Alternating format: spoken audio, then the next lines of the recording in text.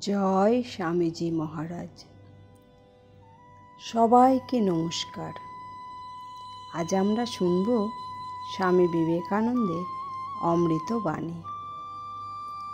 যদি ঈশ্বরকে দেখতে চাও তবে দীন দুঃখীর সেবা করো, বলেছিলেন স্বামী বিবেকানন্দ। স্বামীজি বলতেন, ঈশ্বর মন্দিরে নয়, মানুষের হৃদয়ে বাস করেন।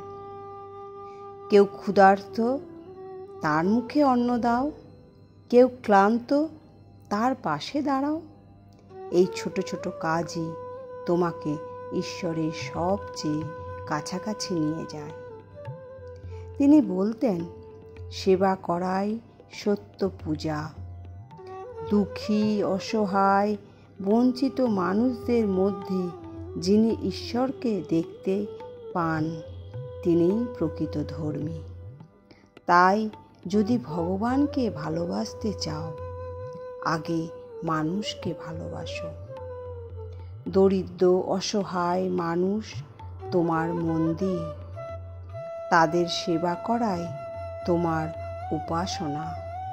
এটাই স্বামীজির শিক্ষা। জয় স্বামীজি মহারাজ।